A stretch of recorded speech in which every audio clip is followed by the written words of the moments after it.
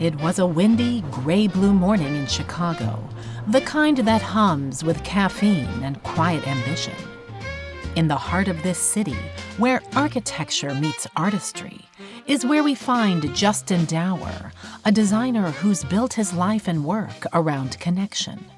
Human connection, really. It's kind of like, it's very much my thing. It's all over my website and my talks. I say design is connection made manifest. Spoken like a true pro, with the experience to back it up.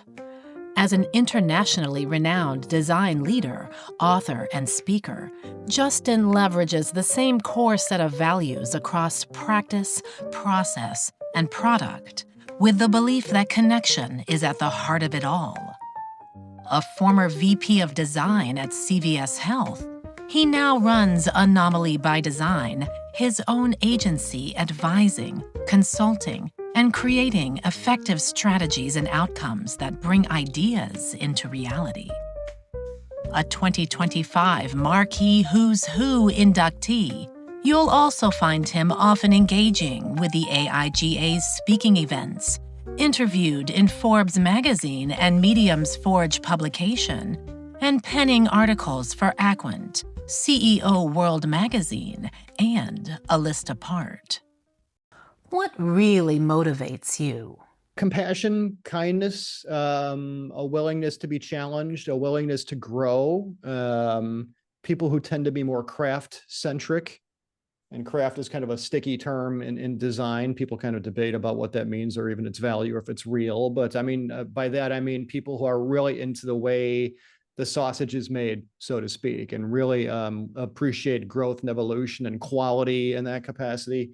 And, you know, I work with folks in furniture and denim and gaming and I don't know, stuff I'm really into. If I find a client that makes coffee, I'll probably retire, you know. I think I've checked all the boxes at that point. And I love being surprised. And I love being a student of my craft and leveraging my expertise, but not professing to be the expert at any given point. So evolving, staying humble, and connecting with people, those are all strong drivers for me.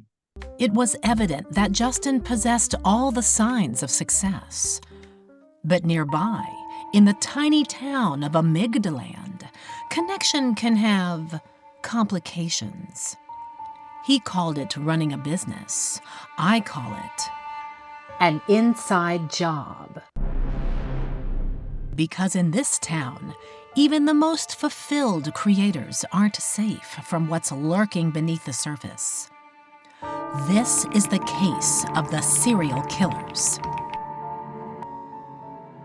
You described the administrative side of your business as drudgery. Correct. Intellectually, Justin knew this work was a necessary part of the business, but it certainly didn't feel good. I know I have to do it. Is it the most fun thing in the world? Hell no, absolutely not. But yeah. I asked him to reveal what that drudgery felt like.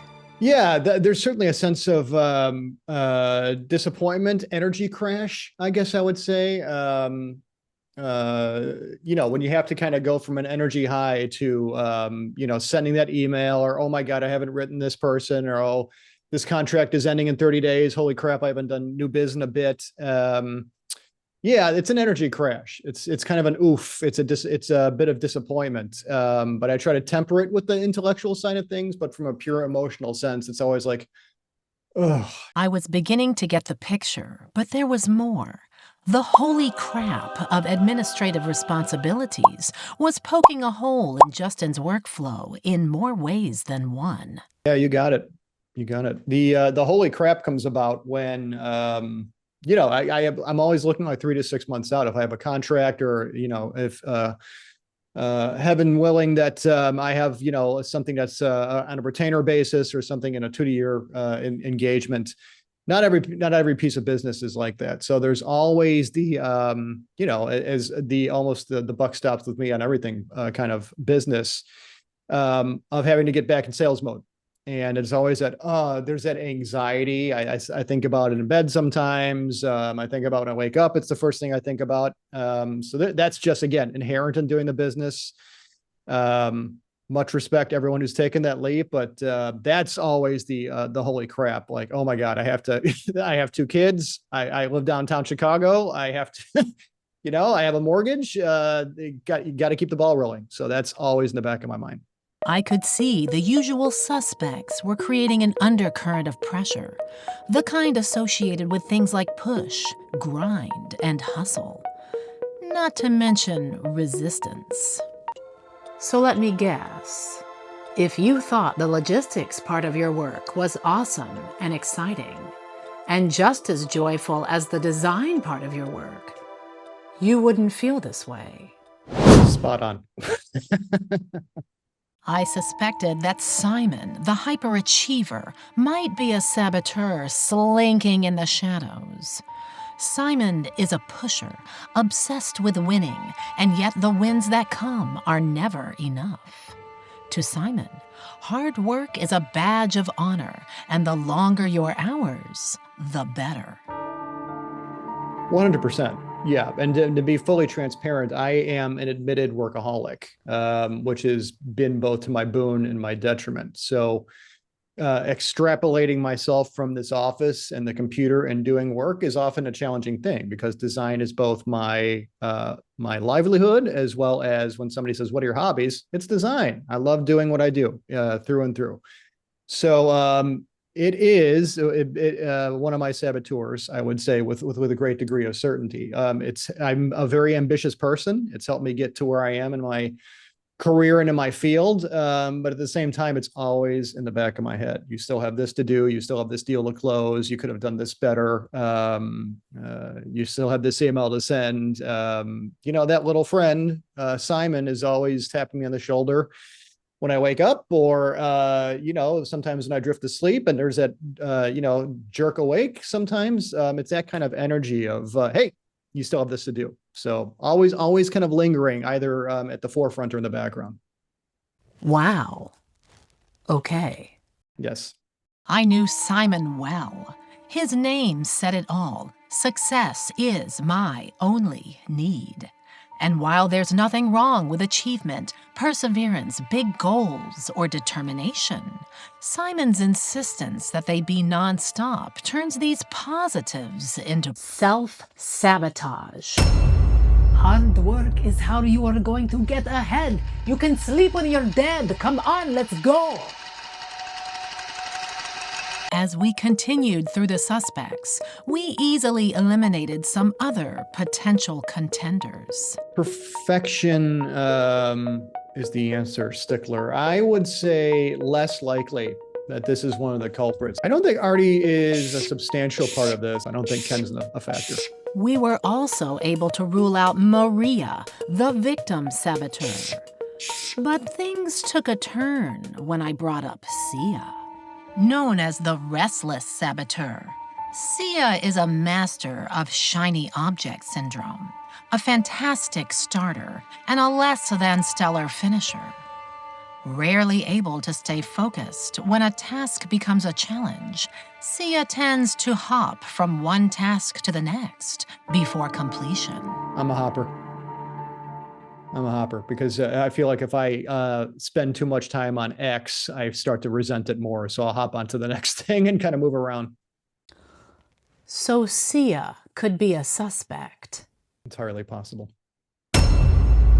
Yes, the restless could be a suspect. Lois rounded out our investigation, slinking about. I would say Lois is an effect more than a cause. Certainly, it's a result of the other two. You gotta get it done no matter what. It doesn't matter how you feel. Just get it done. Oh, I hate doing this.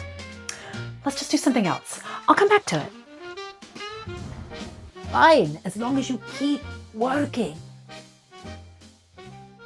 I try to think about like all the what ifs scenarios. I remember when I had my first child, and they were an infant in their crib, and looking over and like trying to like imagining all the things that could go wrong. And my therapist told me, you're doing that to prepare yourself for the worst that might happen. And I find myself doing the same thing. If I start to, if I'm going through an SOW or I'm doing billing, like if you get this wrong, hey, I mean, you got to put cereal on the table tomorrow for the kids, and that might not happen. So I try to, I'm a little doom and gloomy, and preparing myself for what might happen, what could go wrong, rather than just existing within the moment, trusting myself, trying to introduce some the creative flow over to the tasks that are more inclusive of tedium. So really, I like to say pause with intent a lot in culture and creativity. I have to reintroduce some of that into the, what I perceive as tedium in my work. This brilliant entrepreneur not being able to put cereal on the table? Sounds to me like we were dealing with some serial killers. So would you sign up for doom and gloom? Do you enjoy doom and gloom? I would not like get that newsletter. Who was the main serial killer causing this crime of the mind?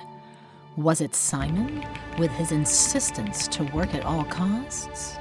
Or was it Sia, hopping from one unpleasant task to the next, leaving unfinished business behind? I would say probably Sia is the leader. Yeah, I think that they play well off each other. But I want to caveat it with, I'm very cognizant of creating and existing an environment that is as values aligned and as harmonious to doing my best work as humanly possible. I've written books about culture. I'm very mindful of interactions with folks and the connection with myself and my work. But, big but, I'm also incredibly mindful of what it takes to run a business and keep putting food on the table. So even having written all this material and spoken about these things and it genuinely being something I'm passionate about, it's not just words over actions, that restlessness of, I'll get this far in the SOW, now I got to send this email, now I got to send this invoice, and I'll just spend 10% of my time on each thing and just ping pong about. That happens all the time. That happens all the time. So one is causing you to hop around because you don't like doing these things, and the other is pushing you to do them all. That feels right. That feels correct. It doesn't feel right. No, it doesn't. So the mystery was solved. Sia's restless hopping around, followed by Simon's constant pushing, were killing Justin's potential for ease in the admin side of his agency, undoubtedly stirring up Lois's concerns about putting cereal on the table. And with every crime comes a punishment. Or does it? While it may seem logical to punish these saboteurs, they come from within, which means we'd be punishing Justin even more. Contrary to what it seems, these saboteurs aren't out to get us. Originally created by our younger selves, our saboteurs started out with using our strengths to protect us. Or so they thought. Over the years, those strengths were used repeatedly to the point where they began to cause suffering in the name of safety. And as adults, the saboteurs become unwelcome guests, causing negative emotions to stay with us longer than they should. To put the suffering aside, these saboteurs didn't need to be punished. They needed something to help them feel loved and safe. So instead of punishment, I asked Justin to give his version of Sia a gift. What do you think your version of Sia needs to hear or receive?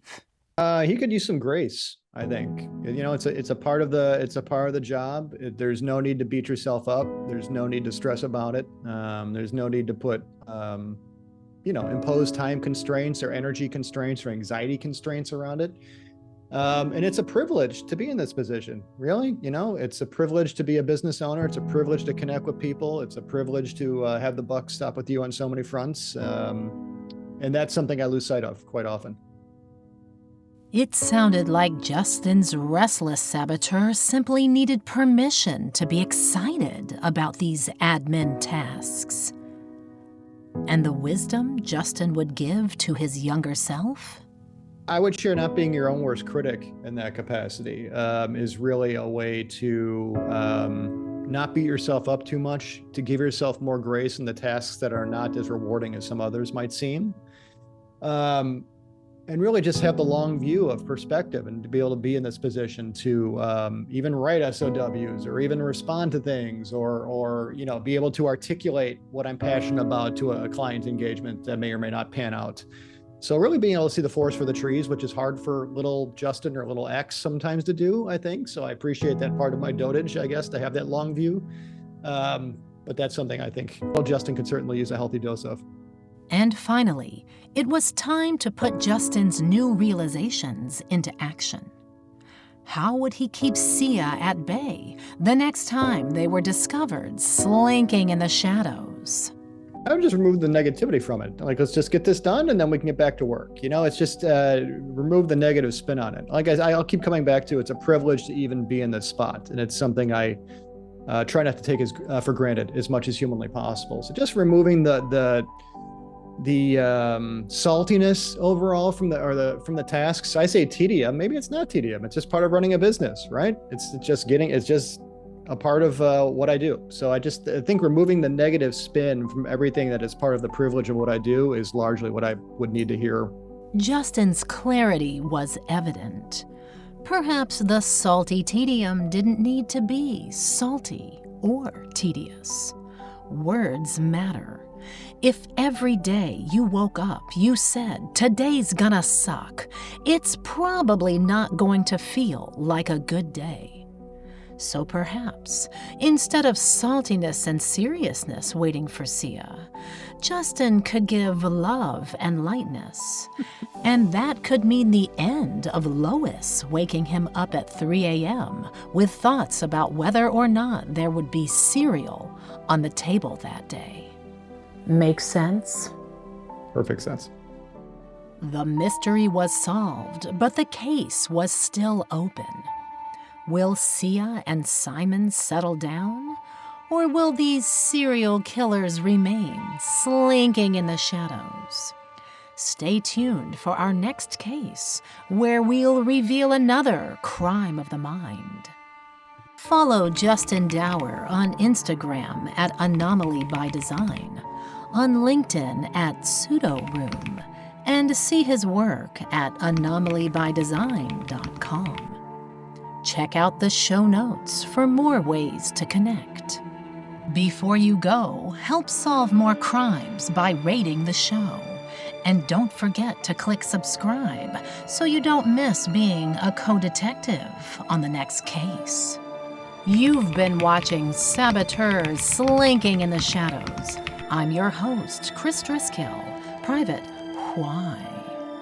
Until next time, keep your eyes open, your ear to the ground, and your cereal on the table where it belongs. Want to know who's creating crimes in your mind? Start your own investigation at chrisdriscoll.com/self-sabotage and find out which saboteurs might be slinking in your shadows.